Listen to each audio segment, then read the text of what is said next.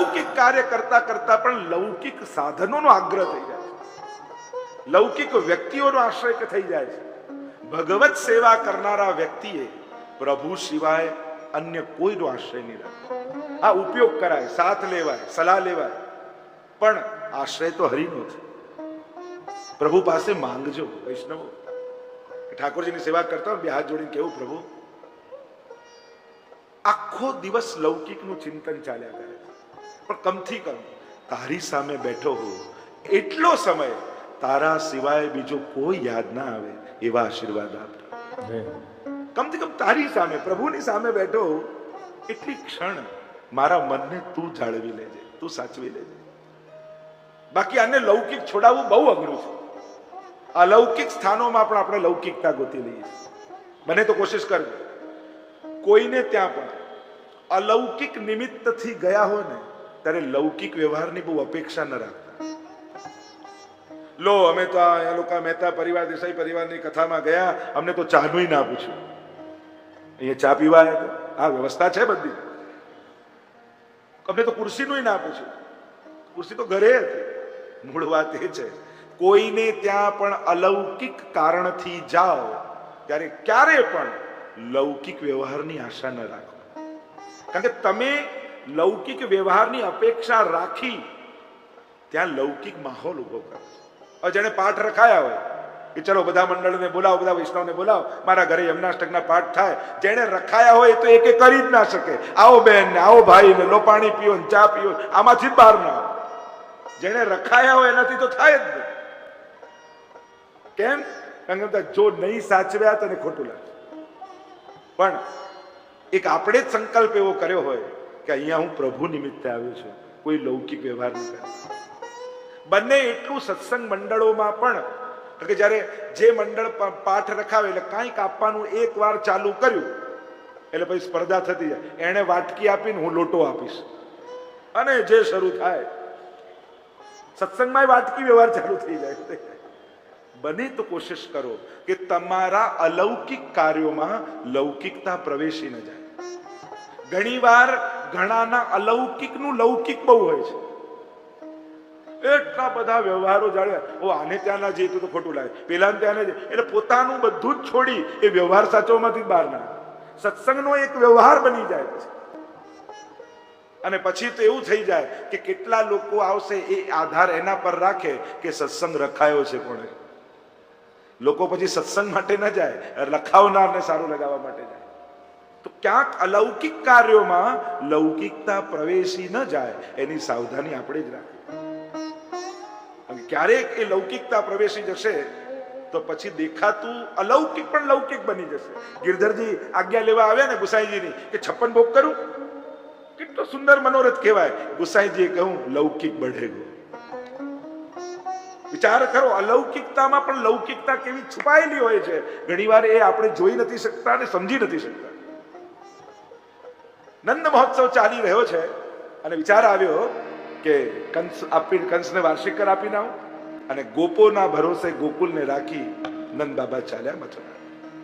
આધ્યાત્મિક અર્થ કર્યો. ગોપ એટલે મન, ગોકુલ એટલે આ દેહ, ગો એટલે ઇન્દ્રિયો ને કુલ એનો સમૂહ. જ્યારે પણ આ જીવનને મનના ભરોસે મૂકશો ને તો એમાં કાંઈક ને કાંઈક ઉત્પાત આવશે. કારણ કે આ મન એવું છે ને, તમને પૂરેપૂરું બગડવાય નહીં દે ને પૂરેપૂરું સુધરવાય નહીં દે. તમને પૂરેપૂરા લૌકિક બી નહીં થવા દે. કારણ કે લૌકિકમાં બહુ થશો ને એટલે વિચાર આવશે, જો ને કાંઈ ઠાકોરજીનું થતું નથી, જીવ એમાં બળશે.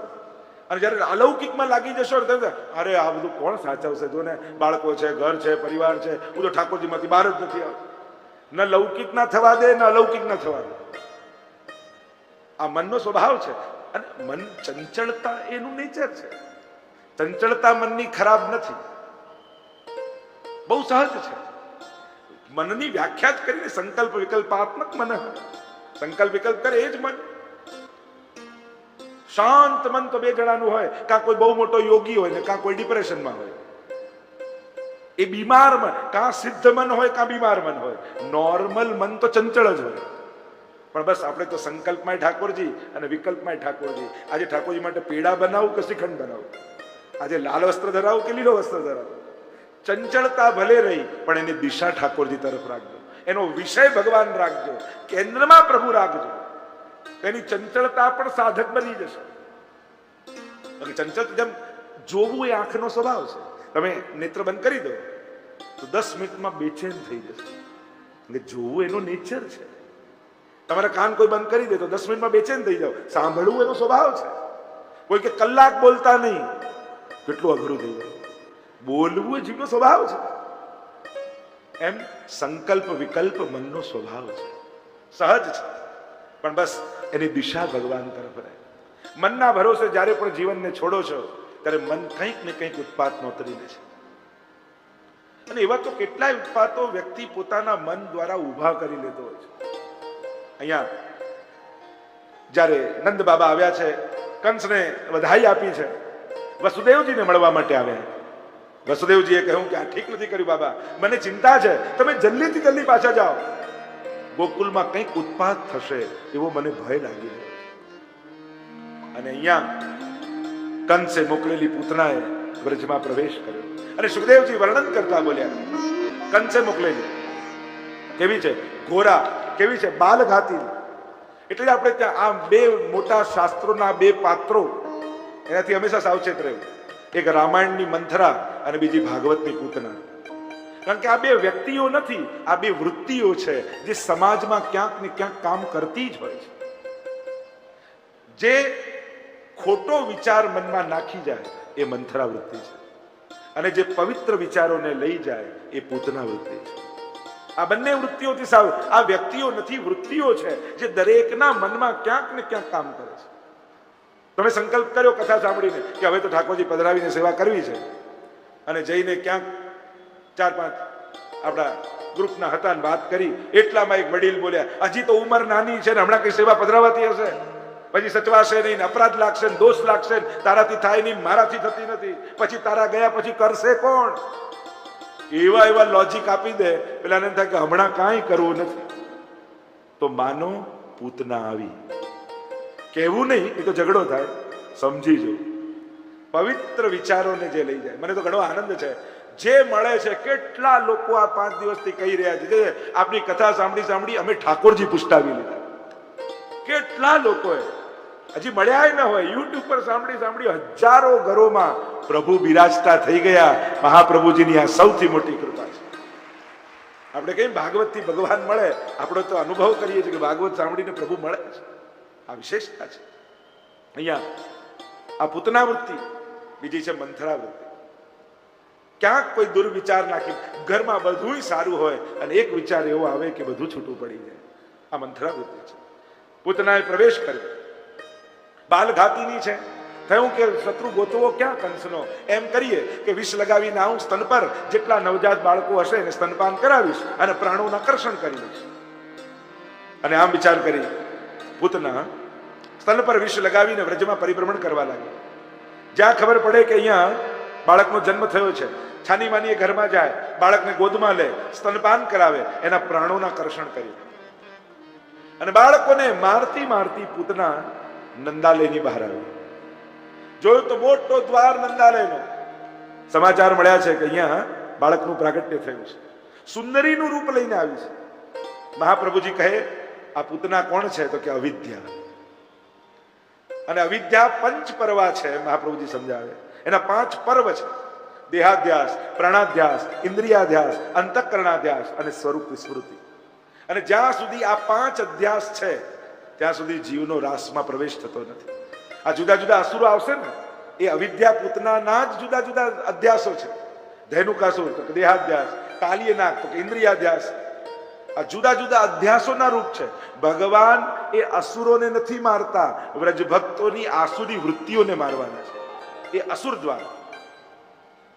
જો પહેલાના સમયમાં એક મૂર્તિ એવી હોય, એક સ્વરૂપ, એક રૂપ એવું હોય કે એને મારો તો બધાની અવિદ્યા મરી જાય. જેમ ધેનુકાસુરને માર્યા તો બધાનો દેહાધ્યાસ જતો રહે. એક રૂપ. પણ કલયુગમાં ભગવાને દરેકને સ્વતંત્ર અસુર આપ્યા છે, પોતાના પર્સનલ. લોકો કહેતા ને કે જેમ સતયુગ હતા તો બધા અસુરોના નામ મોટા મોટા, હિરણ્યકશિપુ. પછી ત્રેતા આવ્યો તો નામ એક નાનું થયું, રાવણ. પછી દ્વાપર આવ્યો તો હજી એક અક્ષર ઓછો થયો, કંસ. કલયુગ આવ્યો તો હજી એક અક્ષર ઓછો થયો અને ભગવાને વિચાર કર્યો કે હવે સામૂહિક રૂપે એક નહીં, અહીંયા બધાને પર્સનલ અને મારી પ્રાઇવેસી એનું બહુ હોય, દરેક પર્સનલ વસ્તુનું, અને એટલા માટે બધાને પર્સનલ અસુર આપીશ અને એનું નામ છે હું, જે દરેકની ભીતર ભગવાને વ્યાપી દીધો છે. પહેલા એકને મારતા તો બધાની આસુરી વૃત્તિ મળતી, હવે દરેકને અસુરને મારવાની જવાબદારી પોતપોતાને આપી દીધી અને એ હુંને મારવો બહુ અઘરો છે. આ જ્યારે પૂતના આવે છે, પંચ પરવા, દેહાધ્યાસ, પ્રાણાધ્યાસ. દેહાધ્યાસ એટલે દેહને સર્વસ્વ માનવું. યાવત જીવમ સુખમ જીવેત ઋણમ કૃત્વા દત્તમ વિવેત ભસ્મીભૂતસ્થ દેહસ્થ પુનરાગમન કરતા. અરે ઉદ્ધાર કરો પણ ઘી પીઓ, મર્યા પછી કોણ ધોવાનું? લહેર કરો ને, એક જ લાઈફ મળી જાય, જીવી જાઓ. અરે જીવન તો અનંત છે. આ દેહાધ્યાસ, પ્રાણાધ્યાસ. યોગીઓને પ્રાણાધ્યાસ હોય, એમને એમ થાય કે પ્રાણાયામથી શ્વાસોચ્છ્વાસથી જ બધું ચાલે છે, પણ એ ભૂલી જાય બાળક જન્મે ત્યારે એને શ્વાસ લેતા શીખવાડે છે કોણ? કોઈ નર્સ પ્રેક્ટિસ કરાવે છે, બેટા અંદર લે, હવે કાઢ, હવે લે, હવે કાઢ, હવે કર્યા કર ના. આ તો સહજ છે. ઇન્દ્રિયાધ્યાસ, ઇન્દ્રિયોની લાલસા. અંતઃકરણાધ્યાસ, મન બુદ્ધિ ચિત્ત અહંકાર એને અંતઃકરણ કહેવાય. અને સ્વરૂપ વિસ્મૃતિ, પોતાના સ્વરૂપનું અજ્ઞાન. હું કોણ છું એ ભૂલી જશો તો મારે શું કરવું જોઈએ એનું પણ વિસ્મરણ થઈ જશે. તો પંચ પરવા પૂતના પ્રવેશ કરે છે, સુંદરીનું રૂપ લઈને આવી છે, નંદાલયની ભીતર પ્રવેશ કરે. નંદાલયના ચોકમાં યશોદાજીની ગોદમાં લાલન છે. ખબર પડી કે પૂતના આવે છે એટલે ઠાકોરજીએ નેત્રો બંધ કરી લીધા. અનેક અનેક કારણો, સંતો, મહાત્મા, આચાર્યો કે પ્રભુએ નેત્રો બંધ કેમ કર્યા. એક કારણ તો એ બતાવ્યું કે આ બાલ ઘાતીની છે, બાળકોને મારનારી છે, આનું મુખ જોવા જેવું નથી, એટલે પ્રભુએ નેત્રો બંધ કર્યા. કારણ કે ઘણાના ચહેરા જોવા જેવા નથી હોતા, અને જો સવારે સવારે દેખાઈ જાય ને તો આખો દિવસ ગયો. એટલે પેલો કહે કે એક ભક્તે નિયમ લીધો, રોજ સવારે પહેલા ઠાકોરજીનું મુખ મંદિરમાં જોવા જવું, પછી જ કોઈ કામ કરવું એટલે દિવસ સારો જાય. 15 દિવસ થયા એટલે પૂનમ આવી એટલે દર્શન કરવા ગયો તો ઠાકોરજી ઊંધા થઈને બેઠા હતા. એટલે પૂછ્યું કે આમ ઊંધા કેમ? રોજ નિયમથી દર્શન કરવા આવું છું, દર્શન કેમ નથી આપતા? પ્રભુ કે મારે દિવસ સુધારવો હોય કે નહીં? તારું તો સુધરે છે પણ તારું જોઈને મારું શું થાય? તો ઘણાના ન જોવા એટલે ભગવાનને નેત્ર બંને. આ બાલ ઘાતીની છે, આનું મુખ જોવા જેવું નથી. એક અર્થ એમ કર્યો કે પ્રભુ નેત્ર બંધ કરીને વિચારે છે કે મારી માં કેટલી, યશોદામાં, રોહિણીમાં, દેવકીમાં, અને આ પૈપાન કરાવવા આવી તો આ ચોથી માં છે. એક અર્થ એમ કર્યો કે મહાદેવજીને ધ્યાન કરી રહ્યા છે કે હું તો માખણ મિશ્રી ખાવા આવ્યો છું, વિષ પીવાનું કામ તો આપનું છે, આપ આવો ને પીઓ. એક અર્થ એમ કર્યો કે હું તો પુષ્ટિ પુરુષોત્તમ છું. દોષ દર્શન કરવા ન કરવા અને કેવલ ગુણનું ગ્રહણ કરવું એ તો પુષ્ટિ પુરુષોત્તમનું લક્ષણ છે. અને વિષ લગાવવું એ દોષ છે, પયપાન કરાવવું એ ગુણ છે. મારે જીવના દોષ નથી જોવા, કેવલ ગુણનું ગ્રહણ કરવું છે. અને એટલા માટે પ્રભુએ નેત્રો બંધ કરી લીધા. એક અર્થ એમ કર્યો, જો પ્રભુ વિચાર કરે છે કે આની ભીતર કુભાવ છે મારવાનો, પણ આની ક્રિયા માં જેવી છે, અને ક્રિયા માં જેવી છે તો મારે આને કઈ ગતિ આપવી? ધાતૃ ચિતામ તતોન્યમ કંબા દયાલુ શરણમ વ્રજેમાં. ભગવાન કેવલ મનનો ભાવ જોઈને કૃપા નથી કરતા, તમારી ક્રિયા ઉત્તમ હશે તો એને જોઈને પણ કૃપા કરી દેશે. એટલે અભાવે પણ મહાપ્રભુજીની રીતથી સેવા કરો છો ને તો સેવા રીત પ્રીત વ્રજજન કી જનહિત જગ પ્રગટાઈ પ્રગટ ભય માર્ગ રીત દિખાય. તો મહાની ગતિ ભગવાન આપે છે પૂતનાને. વિચાર કરો, વિષ લગાવીને આવેલી પૂતના, એને જો ભગવાન માની ગતિ આપતા હોય કે સ્તનમાં દૂધપાન કરાવતા હોય, વિષ ગોળ્યું છે તોય માની ગતિ, તો આ અમારા વૈષ્ણવો રોજ દૂધ ઓટાવી, ખાંડ પધરાવી, સૂકો મેવો કેસર નાખી ચાંદીની કટોરીમાં ભોગ ધરે તો ઠાકોરજી તમારા ઉપર કઈ કૃપા નહીં કરે. ધોરી કોપય પરમ રસાલા 7 ઘૂંટ ભર પીજે લાલા. કટોરીમાં ધરો છો તો હરિરાયજી નિત્ય લીલામાં એમ કહે છે એ નાનકડી કટોરીને પણ 7 ઘૂંટમાં ઠાકોરજી પીએ છે, અને 7 ભક્તિની અવસ્થાનું દાન કરે છે. પ્રેમ, આસક્તિ, વ્યસન, આવેશ, પ્રવેશ, ત્રપા અને મૂર્છા. આ 7 જે પ્રેમની અવસ્થાઓ છે એ 7 ઘૂંટ દૂધ પીને ઠાકોરજી અવસ્થાનું દાન કરે છે. મોટો દાતા ઠાકોરજી છે. તમે ધરો છો કટોરી દૂધ, એના બદલામાં યશોદાજીનું સુખ મેળવીને આવો છો. તો મોટું દાન કોણે કર્યું? દૂધ ધરનારે કે સુખ આપનારે? આટલા બદલામાં આવો બદલો. આ તો કૃપા છે પ્રભુ. સહજમાં પ્રસન્ન થઈ જાય છે. ઠાકોરજી ક્યારે માપ જોતા નથી કે ના આના વાટકા કરતા પેલાનો વાટકો મોટો છે. તો એવું હોય, લીટર ધરે એના પર 100% કૃપા, અડધો લીટર ધરે તો 50% કૃપા, 5 લીટર હોય તો 25% કૃપા. આમ હોય પ્રભુ. એમ જોતા હોય કે આની મઠડી નાનકડી છે ને પેલાની મોટી છે. આ બધી લૌકિકતા છે. મનુ તે નૈવ લૌકિકમ. અમારા ઠાકોરજી લૌકિક નથી, એટલે ક્યારે પણ લૌકિક વ્યવહારથી પ્રસન્ન થતા નથી. જ્યાં જ્યાં લૌકિકતા છે, પ્રભુ કોના પર કૃપા કરે? 5 ફૂટ દૂર હોય એના પર, 10 ફૂટ દૂર હોય એના પર, કે 25 ફૂટ દૂર હોય એના પર, 50 ફૂટ દૂર હોય એના પર ઓછી કૃપા, 25 ફૂટ એના પર, એ રીતે કૃપા થાય. પ્રભુ ફૂટપટ્ટી લઈને બેઠા હોય છે. પ્રભુ પાસે નથી હોતી ફૂટપટ્ટી, નથી હોતું તરાજુ. પ્રભુની આપણને આગળ જતા આવડે છે, પણ નિકટ પહોંચતા નથી આવડતું. 10 જણને ધક્કો મારી આગળ જતા રહીએ છે, પણ નિકટ જવા માટે તો 10 જણને આગળ કરવા પડે, ત્યારે એની નિકટતા મળે. વૈષ્ણવજન તો તેને કહીએ પીડ. હવે લોકો જુદું ગાય. વૈષ્ણવજન તો તેને કહીએ જે ભીડમાં ધક્કા મારે છે. 2-4 ના ભલે પગ કચરે તો દર્શને કરી જાણે. પ્રભુ લૌકિકતાથી ક્યારે પ્રસન્ન થતા નથી. આ બધા જ વ્યવહારો લૌકિક છે. પ્રભુ પરમ અલૌકિક છે. તો પૂતના જ્યારે પ્રવેશ કરે છે, પ્રભુએ નેત્રો બંધ કરી લીધા. એક કારણ એમ પણ કહી શકાય કે ભગવાન દર્શન બધાને આપે છે, પણ દ્રષ્ટિ બધાને આપતા નથી. શ્રીનાથજીમાં તમે દર્શન કરવા જાઓ તો શ્રીનાથજી બાબાના દર્શન બધાને થાય, પણ શ્રીનાથજીની દ્રષ્ટિ કોના પર પડી એ કહી ન શકાય. પ્રભુની તો દ્રષ્ટિમાં અમૃત છે. એટલે હું તો ઉપાય બતાવતો હોઉં. હજારોની ભીડ હોય, એમાં શ્રીનાથજીની તમારા ઉપર દ્રષ્ટિ ક્યારે પડે? સહેલો ઉપાય. શ્રીજીની સન્મુખ આવો ને ત્યારે શ્રી વલ્લભ, શ્રી વલ્લભ, શ્રી વલ્લભ, શ્રી વલ્લભ, શ્રી વલ્લભ મનમાં જાપ શરૂ કરી દો. એટલે શ્રીનાથજી બાબાને થાય કે મને જે પ્રિય છે એનું નામ કોણ લઈ રહ્યું છે, એટલે હજારોમાં તમને શોધી અને પ્રભુ તમારા પર કૃપા દ્રષ્ટિ કરી. પૂતનાએ પ્રવેશ કર્યો, યશોદાજીની નિકટ બેસી ગઈ, અલક મલકની વાતો કરવા લાગી. યશોદાજીને થયું ક્યાંકની રાણી લાગે છે. જોને મારા લાલનનો યશ કેવો ફેલાયો છે. દૂર દૂરના દેશની રાણીઓ મારા લાલનના દર્શન કરવા આવે છે. અને જ્યારે વિશ્વાસ બેસી ગયો અને વિશ્વાસ બેસ્યો ત્યારે ગોદમાં જે યશોદાજીની ગોદમાં હતા, અને યશોદાજીને કંઈ ગૃહ કાર્ય આવ્યું એટલે લઈને પૂતનાના ખોળામાં આપ્યા.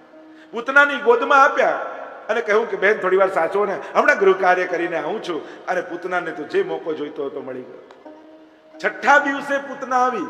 પૂતના વધની લીલા થઈ એટલે ઠાકોરજીની છઠ્ઠી કરવાની રહી ગઈ.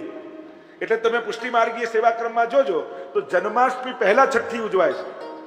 તો બધાને આશ્ચર્ય થાય કે હજી તો જન્મ્યા નથી ને છઠ્ઠીનો ઉત્સવ. કારણ કે 1 વર્ષ પૂરું થઈ ગયું. અનેક પ્રકારના અસુરો આવતા રહ્યા.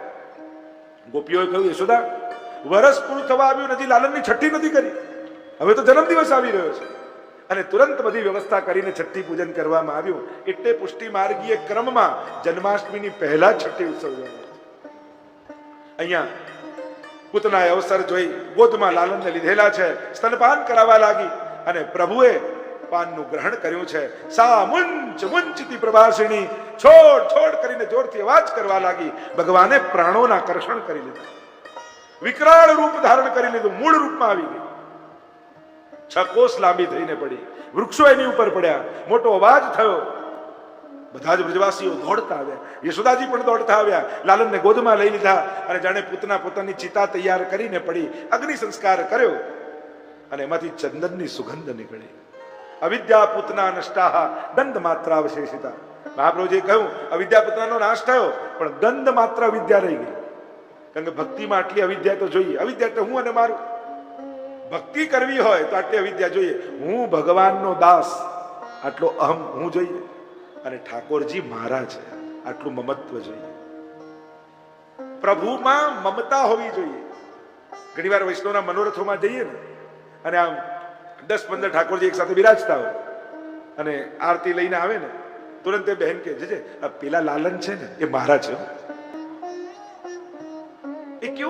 પોતાનું મમત્વનો ભાવ એને હોય. પેલા શ્રીનાથજી છે ને એ મારા છે, ઠાકોરજી છે હોય, ઠાકોરજી બધાને જાણીએ છીએ કે બધા પ્રભુ છે, પણ એ મારો લાલન છે. આ જ પુષ્ટિ ભક્તિનું માધુર્ય છે. સમષ્ટિગત એવો પરમાત્મા જ્યારે વ્યક્તિગત લાગવા માંડે ત્યારે માનજો પુષ્ટિ ભક્તિ ફલિત થઈ ગઈ છે.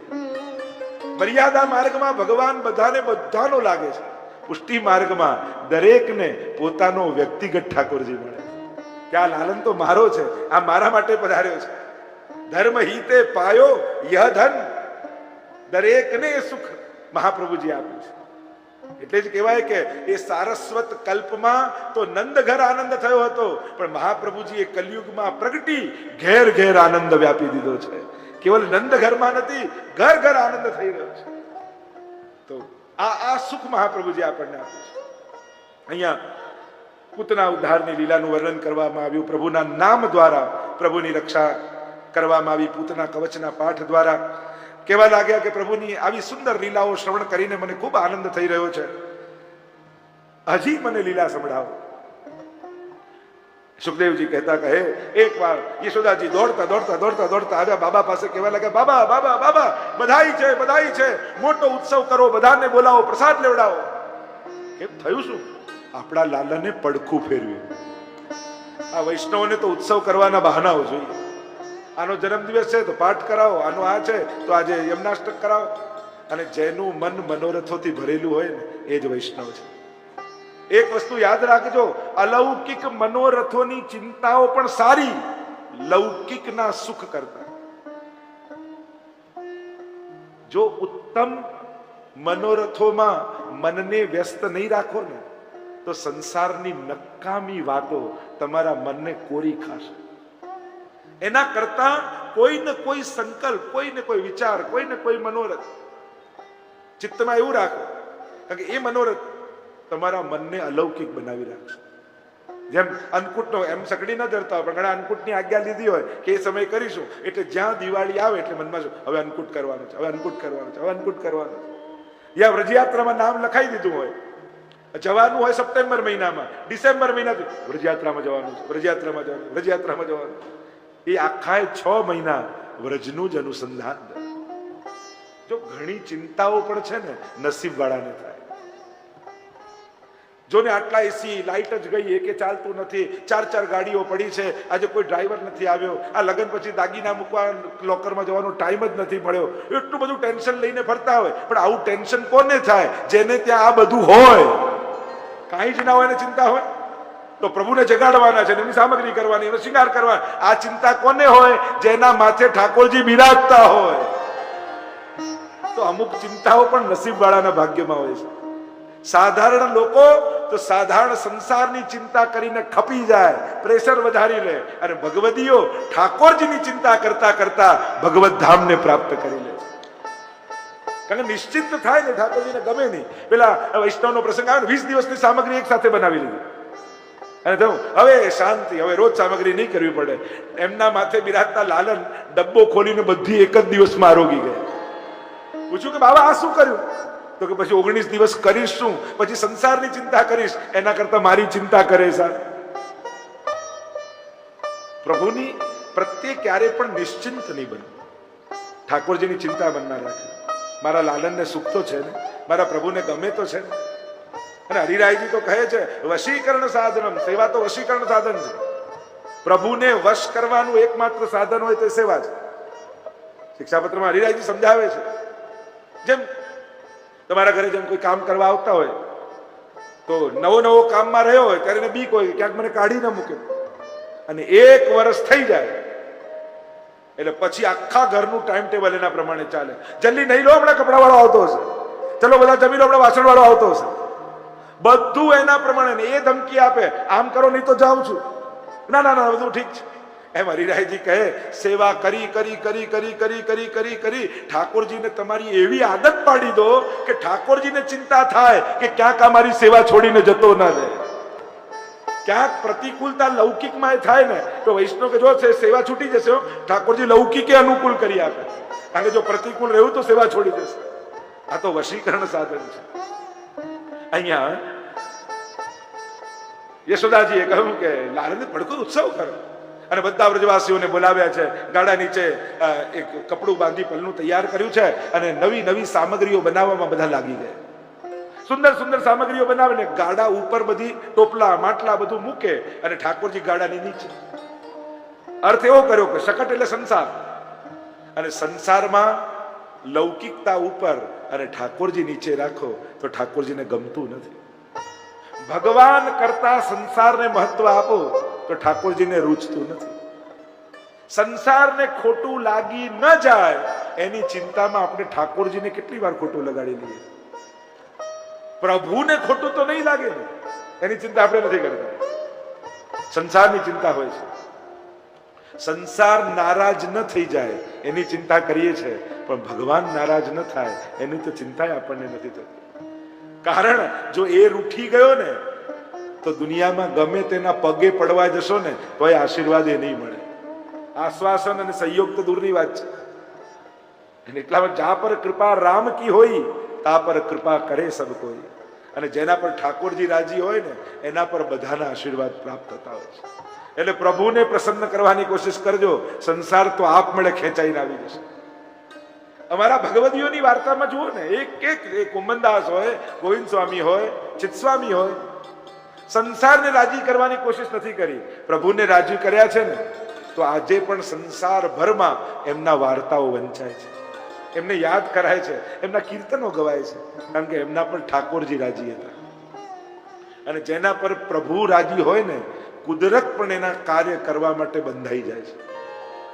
કારણ કે આના જેના પર પ્રભુ રાજી છે કુદરત પણ એની સેવામાં આવી જાય છે. વાર્તા સાહિત્યના અનેક પ્રમાણો પ્રસિદ્ધ છે, હમણાં એમાં નથી જતા. અહીંયા પ્રભુને ગમ્યું નહીં, શકટાસુરે પ્રવેશ કર્યો. શકટ એટલે ગાડું, અને પ્રભુએ ચરણનો પ્રહાર કર્યો, સ્પર્શ કરાવ્યો, શકટ તૂટ્યું, બધા રસો ઢોળાઈ ગયા. બધા દોડીને આવ્યા, બધાને થયું કર્યા થયું શું, બધા જ રસો ઢોળાઈ ગયા. મહાપ્રભુજી આજ્ઞા કરે, શકટ ભંજનની લીલા દ્વારા પ્રભુએ વ્રજભક્તોની લૌકિક આસક્તિનો નાશ કર્યો છે. જે આસક્તિ લૌકિક વ્યવહારમાં હતી હવે બધાને એમ થઈ ગયું કે ના, કોઈ પણ પ્રસંગ ઉજવીએ પણ આપણું ધ્યાન તો ઠાકોરજી તરફ જ રહેવું જોઈએ. નહીં તો ઘણી વાર એવું થાય, કર્યો હોય પ્રભુ નિમિત્તે મનોરથ અને પ્રભુની સામે જોવાનો ટાઈમ ના હોય.